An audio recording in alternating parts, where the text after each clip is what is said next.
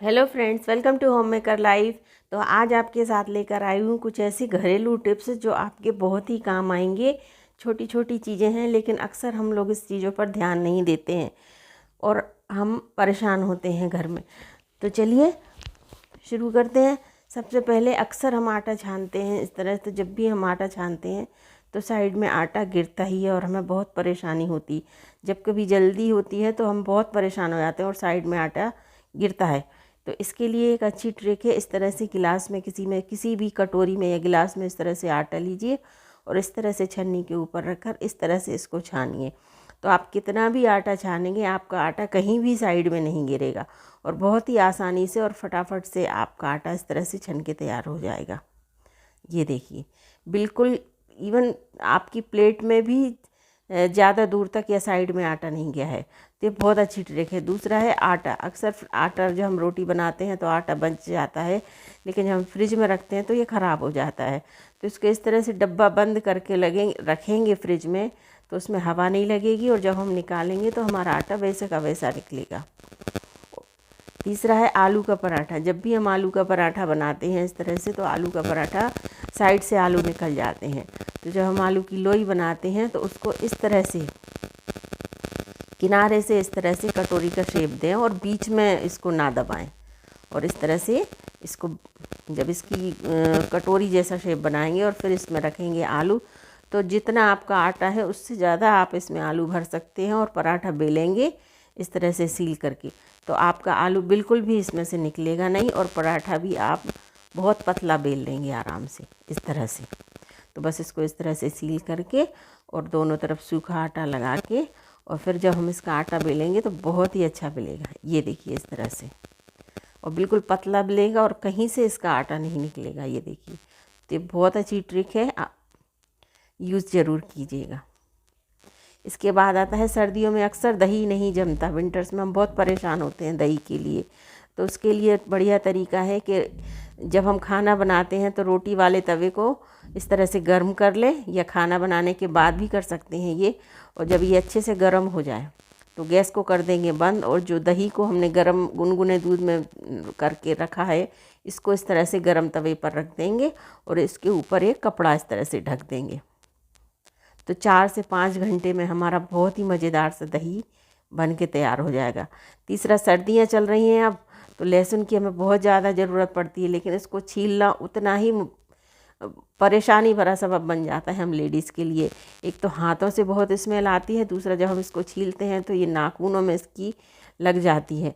तो इसका तरीका है कि इसको 10-12 मिनट के लिए पानी में इस तरह से भिगो के रख दें छीलने से पहले, जब आपको ज़रूरत हो। या इकट्ठा इस तरह से भिगो के रखें और छील के रखें लहसुन। बस इसके बाद जब हम इसको छीलेंगे तो बहुत ही आसानी से हमारा लहसुन छिल जाएगा। ये देखिए, फटाफट से, ना हमें हाथ में स्मेल आएगी, ना हमें हाथ में नाखूनों में लगेगी, और कितना भी लहसुन फटाफट आप इस तरह से छील के और इस तरह से रख सकते हैं। तो ये बहुत ही बढ़िया ट्रिक है, यूज ज़रूर कीजिएगा इसको। ये देखिए, पता ही नहीं चलेगा, आप 10 मिनट में बहुत सारा लहसुन छील के इस तरह से रख सकते हैं और यूज कीजिए। ये देखिए, और हमारे हाथ भी सेफ रहेंगे इस तरह से। इसके बाद है, चाय बनाने के बाद हम चाय पत्ती को अक्सर फेंक देते हैं, या तो जिसके पास पेड़ पौधे लगे हैं तो उसमें डाल देते हैं, या फिर अक्सर इसको फेंक देते हैं। तो इसका एक बहुत बढ़िया तरीका है कि इसमें थोड़ा सा मिलाइए डिटर्जेंट, और जो हमारा सिंक होता है तो गंदा हो जाता है और स्मेल आती है इसमें से। तो उसका बढ़िया तरीका है कि दोनों चीज़ों को मिक्स करके और इस तरह से हम अपने जो नल वगैरह हैं या सिंक हैं तो उसको इस तरह से रगड़ देंगे, तो इसमें स्मेल भी नहीं आएगी और एक अच्छी शाइन आ जाएगी, चमक जाएगा हमारा सिंक। तो इस तरह से इसको साफ़ करें। ये तो हाथ से रगड़ दें या इस तरह से स्क्रबर से इस तरह से करके किसी कपड़े वगैरह से इस तरह से इसको रगड़ दें और 10 मिनट छोड़ें। उसके बाद इसको अच्छे से पानी से, ये हमारे नल के ऊपर भी इस तरह से आप इसको रगड़ दें तो नल भी हमारे बहुत अच्छी तरह से चमक जाएंगे। और बस इनको अच्छे से पानी से साफ़ कर दें। तो खाना वगैरह जाता है तो उसकी स्मेल भी आती है, तो वो स्मेल भी नहीं आएगी और एकदम से साफ़ बढ़िया हो जाएगा हमारा सिंक। ये देखिए, बिल्कुल साफ़, नल भी हमारा बिल्कुल से साफ़ हो गया है इस तरह से। इसके बाद जब भी हम रोटी बनाते हैं, सर्दियों का टाइम होता है तो खाना बहुत ही जल्दी ठंडा हो जाता है, तो सब्ज़ी वगैरह तो हम गर्म कर लेते हैं, लेकिन सबसे दिक्कत आती है चावलों को गर्म करने की। या तो उनको जीरा राइस करो या फिर ठंडा हो जाता है चावल।